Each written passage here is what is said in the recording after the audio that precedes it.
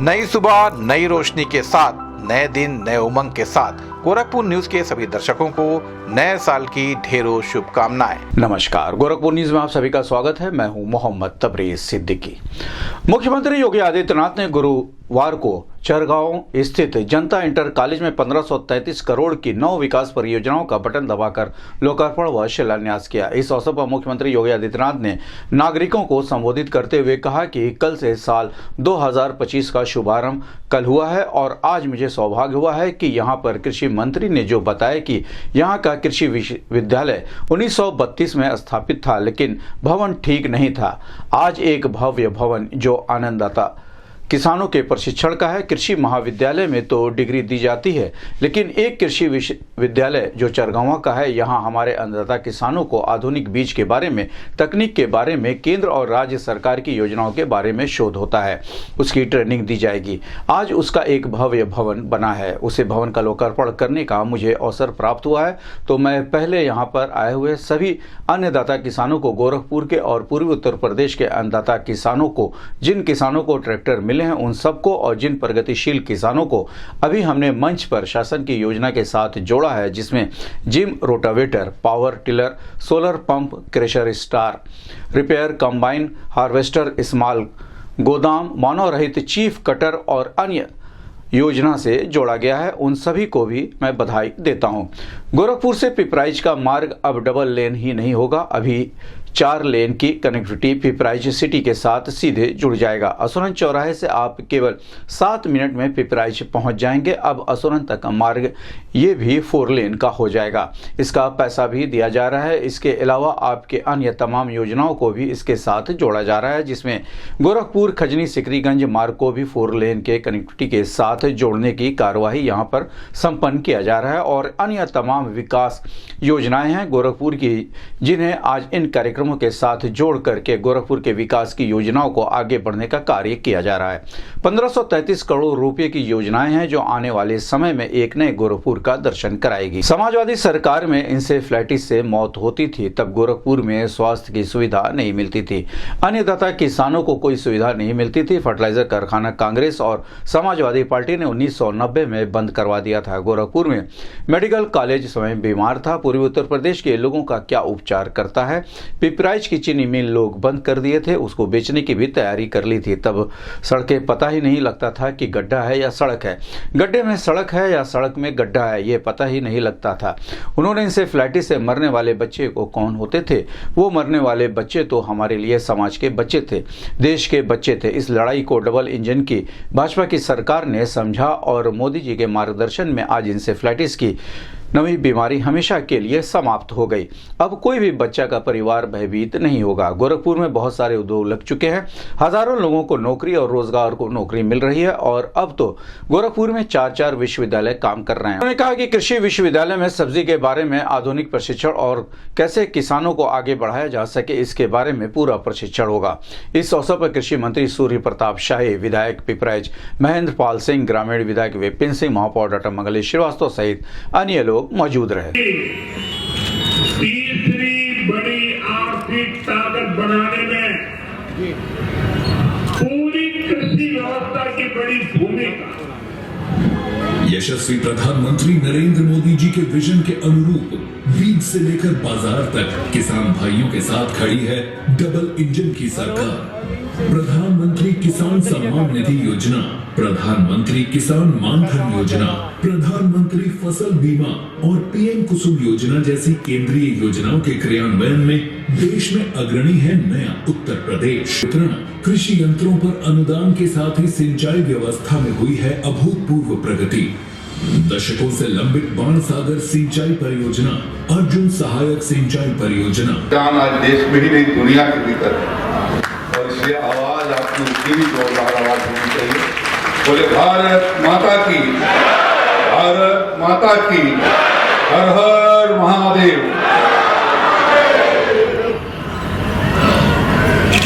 आज के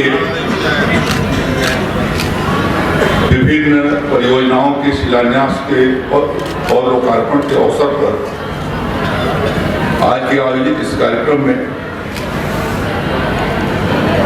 गोरखनाथ पीठाधीश्वर उत्तर प्रदेश के कर्मठ और अनवरत जनता की सेवा करने के लिए सरल, ऐसे उत्तर प्रदेश के आदरणीय मुख्यमंत्री पूज्य योगी आदित्यनाथ जी महाराज इस कार्यक्रम में यहाँ पर उपस्थित क्षेत्रीय विधायक आदरणीय श्री महेंद्र पाल सिंह जी, माननीय डॉक्टर विमलेश पासवान जी, माननीय विधायक सत्य बहादुर सिंह जी, माननीय विपिन सिंह जी, भारतीय जनता पार्टी के जिलाध्यक्ष श्री युधिष्ठिर सिंह जी, किसान मोर्चे के प्रदेश अध्यक्ष आदरणीय श्री कामेश्वर सिंह जी, महापौर डॉक्टर मंगलेश श्रीवास्तव जी, महानगर भारतीय जनता पार्टी के अध्यक्ष श्री राजेश गुप्ता जी, मंच पर आसीन सभी सम्मानित महानुभाव, यहाँ उपस्थित सभी सम्मानित किसान भाइयों बहनों, नौजवान साथियों, सबसे पहले आप सबको मैं आंग्ल वर्ष जो 2025 शुरुआत हुई है, कल महाराज जी लखनऊ में थे, आज यहाँ पर आए हैं, मैं आप सबको अपनी ओर से हार्दिक बधाई और शुभकामनाएं आप सबको देता हूँ। जब कभी भी महाराज जी का आगमन होता है, हजारों करोड़ की परियोजनाओं के साथ या तो शिलान्यास के लिए आते हैं या उसके लोकार्पण के लिए आते हैं। संपूर्ण उत्तर प्रदेश का उन्होंने कायाकल्प कर दिया है। विगत 7.5 वर्षों में माननीय महाराज जी के नेतृत्व में पूरे उत्तर प्रदेश का चतुर्दिक विकास हो रहा है और उसी की कड़ी में आज 1500 करोड़ रुपए से ऊपर के परियोजनाओं का यहाँ पर लोकार्पण किया गया है, जिसमें जैसा महेंद्र पाल सिंह जी ने बताया कि अत्यंत प्राचीन प्रशिक्षण महाविद्यालय को नया भवन से सुसज्जित किया गया है और 102 कमरों का छात्रावास भी किसान भाइयों को आज समर्पित किया जा रहा है। उत्तर प्रदेश सरकार के वरिष्ठ मंत्री कृषि मंत्री श्री सूर्य प्रताप शाही जी, गोरखपुर के महापौर डॉक्टर मंगलेश श्रीवास्तव जी, माननीय विधायकगण श्री फतेह बहादुर सिंह जी, श्री महेंद्र पाल सिंह जी, श्री विपिन सिंह जी, डॉक्टर विमलेश पासवान जी, किसान मोर्चा के प्रदेश के अध्यक्ष श्री कामेश्वर सिंह जी, जिलाध्यक्ष श्री युधिष्ठिर सिंह जी, महानगर अध्यक्ष श्री राजेश गुप्ता जी, आज के इस कार्यक्रम में उपस्थित जिले के सभी पदाधिकारीगण, प्रगतिशील किसान अन्नदाता किसान बंधुगण और उपस्थित बहन और भाइयों, ईस्वी सन 2025 का शुभारंभ कल हुआ है और आज मुझे गोरखपुर में 1533 करोड़ रुपए की इन परियोजनाओं के साथ आपके बीच में आने का सौभाग्य प्राप्त हुआ है। आप सबको मैं ईस्वी सन 2025 की 1533 करोड़ रुपए की परियोजनाओं की भी और इसके बाद अब खिचड़ी मेला आने वाला है और महाकुंभ प्रयागराज में भी आने वाला है, सब की बधाई देता हूं।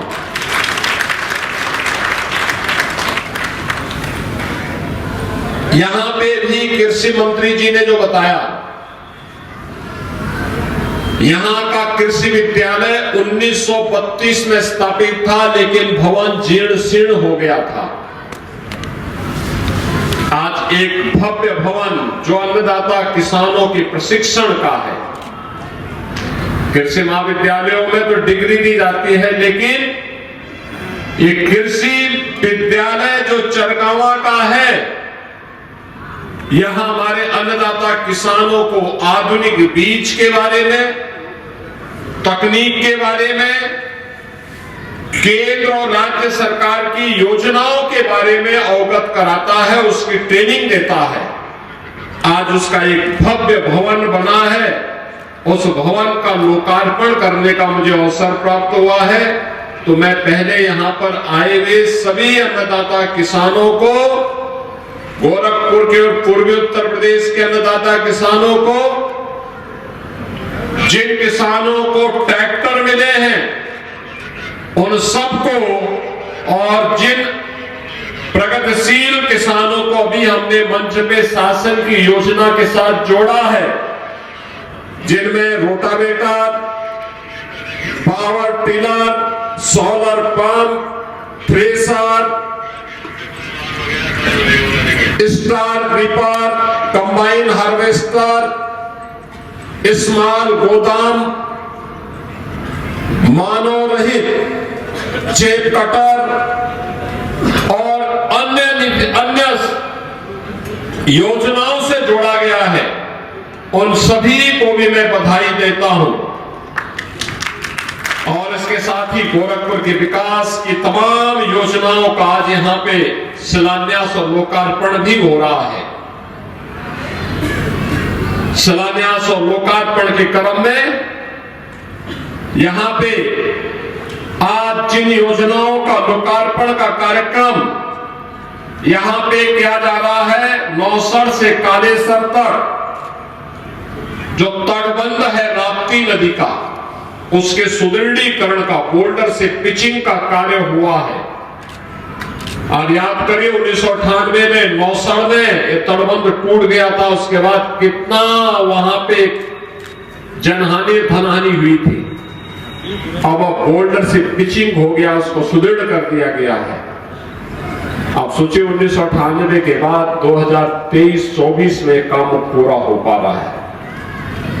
अगर सरकारें बीजेपी की पहले होती तो संभवतः ये काम पहले तो 1998 में ही नहीं टूटता, नहीं तो उसके बाद तत्काल हो गया होता।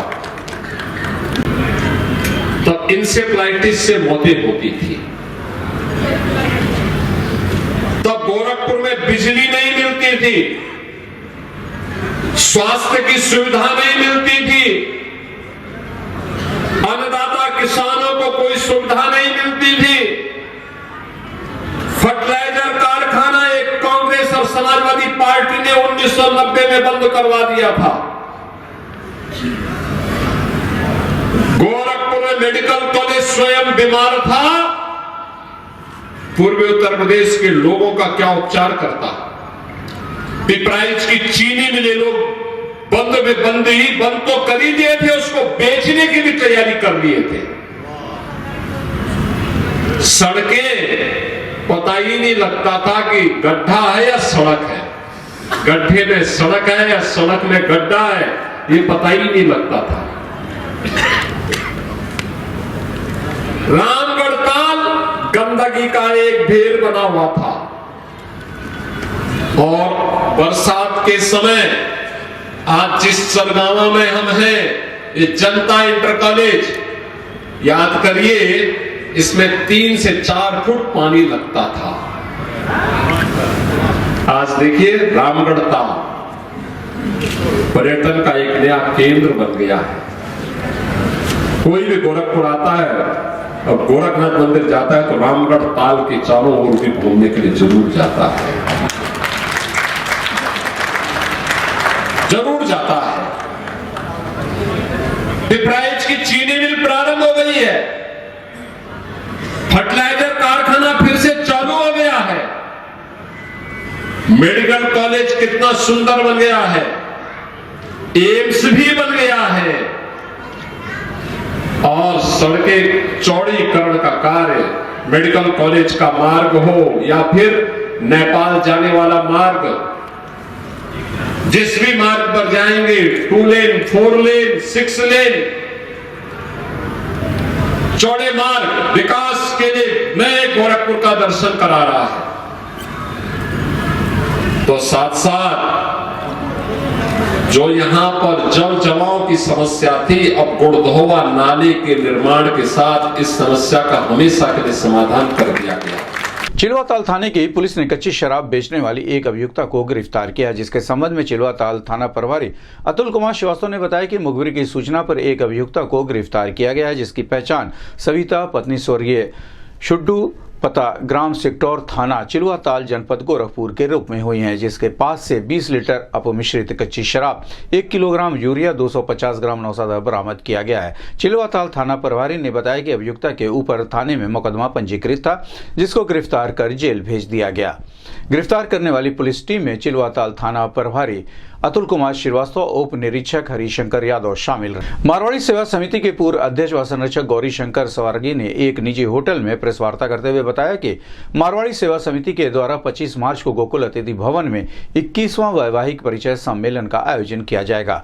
इस कार्यक्रम की अध्यक्षता राज्यसभा सांसद डॉक्टर राधा मोहन दास अग्रवाल करेंगे। उन्होंने बताया कि कार्यक्रम में गोरखपुर परिक्षेत्र के साथ साथ पश्चिम बिहार, दक्षिणी नेपाल, अयोध्या एवं दक्षिणी से मऊ, गाजीपुर तक के समाज के लोग भाग लेंगे और लाभान्वित होते हैं।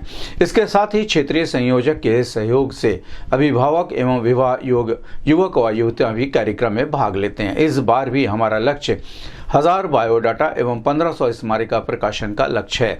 पिछले वर्ष की तरह इस वर्ष भी स्मारिका को डिजिटल रूप में भी जारी किया जाएगा। परिचय सम्मेलन में समिति के सदस्य, अभिभावक, प्रत्याशी युवक व युवतियों के साथ 700 बंधुवर भाग लेते हैं। इस संबंध में गोरखपुर न्यूज से बात करते हुए मारवाड़ी सेवा समिति के पूर्व अध्यक्ष व संरक्षक गौरी शंकर सरावगी ने कहा, आज की प्रेस वार्ता मारवाड़ी सेवा समिति वैवाहिक परिचय सम्मेलन का आयोजन करती चली आ रही है। इस वर्ष 21वां वैवाहिक परिचय सम्मेलन गोकुल अतिथि भवन में 25 मार्च 2025 से को होगा सुबह 10 बजे से। इसमें पूर्वांचल के बिहार से और नेपाल से काफ़ी संख्या में अभिभावकगण और कुछ प्रत्याशी भी आते हैं और जिनका बायोडाटा संकलन करके हम लोग एक पुस्तिका का विमोचन भी उस दिन करते हैं। तो करीब 500 से 1000 के बीच में बायोडाटा प्रकाशन होता है, जिसमें हर प्रकार के कैटेगरी के बायोडाटा छापे जाते हैं। जैसे